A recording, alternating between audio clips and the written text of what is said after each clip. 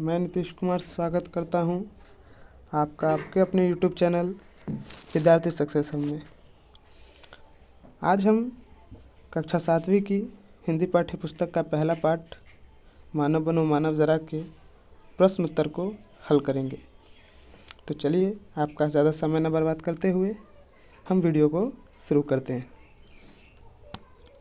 छात्रों, जो पहला चैप्टर है उसका नाम है मानव बनो मानव जरा।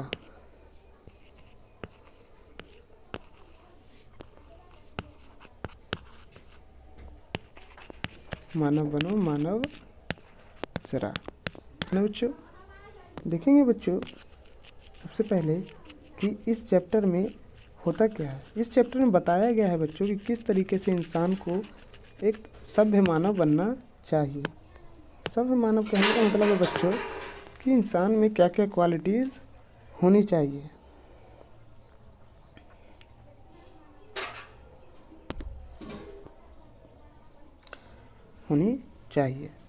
चलो बच्चों देखते हैं आगे की, पढ़ते हैं क्या है उसका। बच्चों सबसे पहला जो क्वेश्चन है मानव बनो मानव जरा का, सबसे पहला जो बच्चों क्वेश्चन है उस क्वेश्चन को देखेंगे। क्या कहता है पाठ से। क्वेश्चन क्या कह रहा है पाठ से। प्रश्न 1, मानव बनो शीर्षक कविता के कवि कौन है। यानी कि जो मानव बनो कविता जिसने लिखी है वो लिखने वाले कौन हैं। तो कौन है बच्चों वो लिखने वाले। वो लिखने वाले हैं शिव मंगल सिंह सुमन। जो कविकर हैं जिन्होंने कविता लिखी है उनका नाम है शिव मंगल सिंह सुमन। उनका नाम है शिव मंगल सिंह सुमन। सेकंड देखेंगे बच्चों क्वेश्चन। सेकंड क्वेश्चन क्या कहता है। सेकंड क्वेश्चन है बच्चों प्रश्न नंबर 2, मानव बनने के लिए हमें जीवन में कौन कौन से काम करने चाहिए। यानी कि जो एक इंसान होता है अगर उसे सही मानव बनना है, अच्छा इंसान बनना है तो उसको जीवन में क्या क्या काम करने चाहिए। इसका उत्तर देखते हैं बच्चों। इसका उत्तर हो जाएगा आपका, इसका उत्तर है उत्तर नंबर दो इसका हो जाएगा बच्चों कि मानव बनने के लिए हमें निम्नलिखित काम करने चाहिए। हमें किसी के भरोसे नहीं बैठना चाहिए। सही बच्चों, हमें किसी के भरोसे क्या करना है, बैठना नहीं है। अपनी कमजोरियों को, जो हमारी कमजोरियां हैं, हमें दूसरों को नहीं बताना चाहिए। जब भी हम अपनी कमजोरियां किसी दूसरों को बताएंगे हम क्या बनेंगे, हंसी के पात्र बन जाएंगे। लोग हम पे हंसेंगे, हमारी कमजोरियों का मजाक बनाएंगे। और किसी के भी आगे हाथ नहीं फैलाना चाहिए और किसी से भीख नहीं मांगनी चाहिए क्योंकि हमें ये कर दीजिए, हमारा वो काम कर दो, ऐसे कर दो, वैसे कर दो।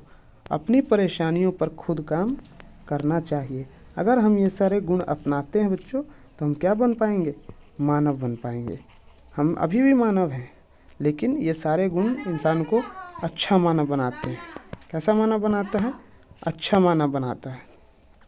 अगला क्वेश्चन देखेंगे बच्चों प्रश्न नंबर 3। प्रश्न नंबर 3 बच्चों कहता क्या है। प्रश्न नंबर 3 कह रहा है मानव की सबसे बड़ी भूल क्या है। मानव की सबसे बड़ी भूल क्या है, यानी उसकी सबसे बड़ी गलती बच्चों क्या है। तो मानव की जो सबसे बड़ी गलती है बच्चों, देखेंगे इसका उत्तर।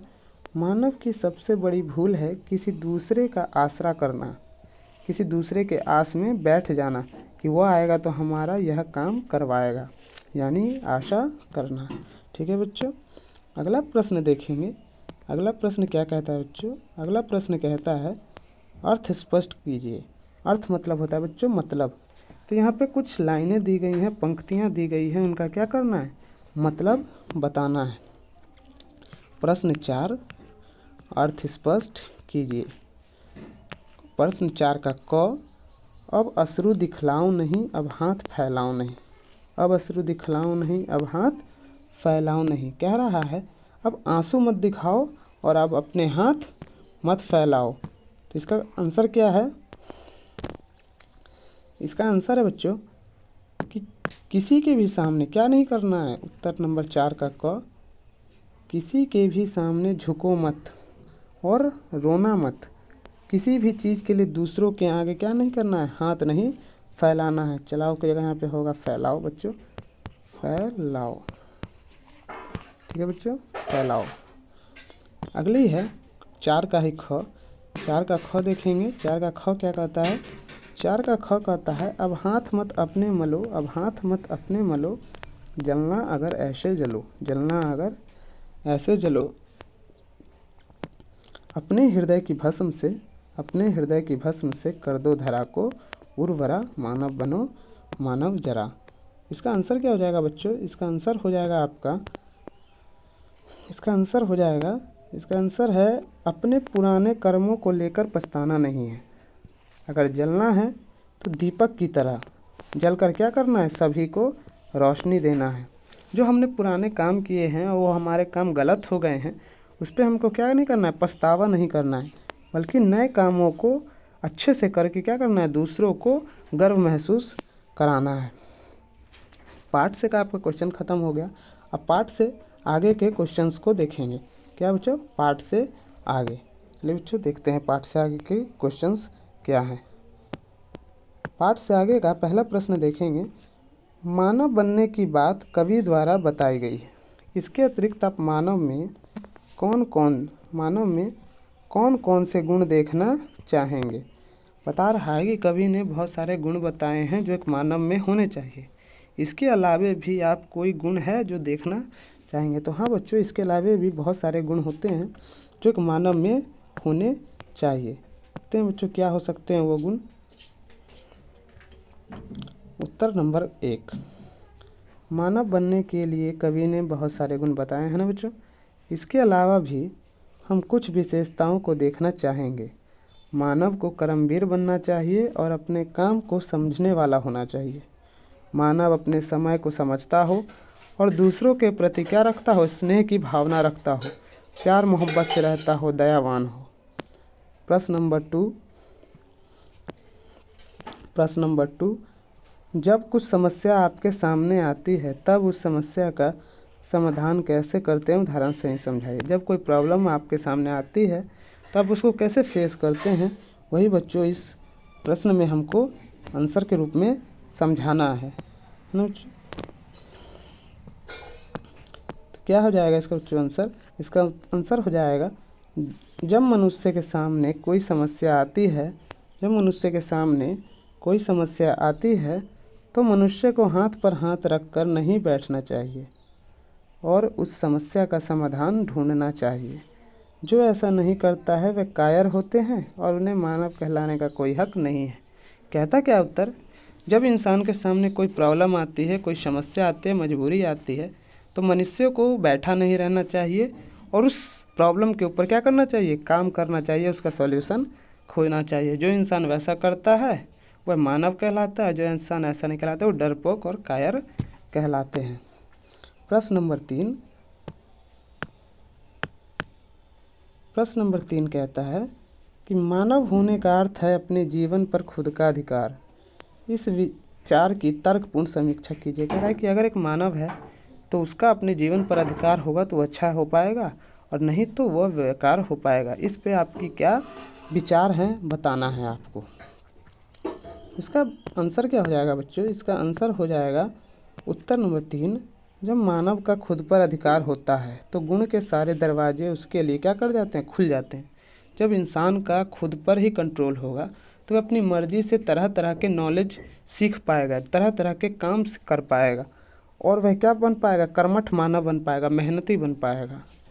वही जब मानव पर दूसरों का अधिकार होता है तब वह मानव जानवर के समान हो जाता है। लेकिन जब किसी पर किसी दूसरे का अधिकार हो, किसी के जीवन पर, तो किसके समान हो जाता है? जानवर के समान। जैसे हमारे घर में कोई पशु पक्षी होती है, उसको हम कैद करके रखते हैं तो वह हमारे अनुसार चलता है। उसके लिए दुनिया के हर चीज़ बेकार हो जाते हैं, सिर्फ वो हमारे लिए कार्य करता है। ठीक इसी प्रकार इंसान भी जब किसी के कब्जे में रहे या किसी के उसके जीवन पर किसी दूसरे का अधिकार हो तो वो भी किसके समान हो जाएगा? जानवर के समान हो जाएगा। आपका पार्ट से का भी आगे का भी क्वेश्चन खत्म हो गया है। अब व्याकरण का हम पोर्शन देखेंगे कि व्याकरण के सवाल क्या कहते हैं। व्याकरण क्या कह रहा है? व्याकरण का पहला प्रश्न है बच्चों, व्याकरण का पहला प्रश्न है, हाथ फैलाना एक मुहावरा है जिसका अर्थ होता है कुछ मांगना। हाथ फैलाना का मतलब होता है कुछ मांगना। इस प्रकार के शरीर से विभिन्न अंगों से जुड़े मुहावरे हैं। इसी तरह के 5 मुहावरों का लिखकर उनका प्रयोग वाक्य में कीजिए। हमारे बॉडी से रिलेटेड हिंदी में काफ़ी सारे मुहावरे होते हैं। उन्हीं मुहावरों में से 5 मुहावरों का यहाँ पर अर्थ बताते हुए क्या बताना है, उसके वाक्य में प्रयोग करना है। चलिए तो इस प्रश्न का हम लोग आंसर करते हैं।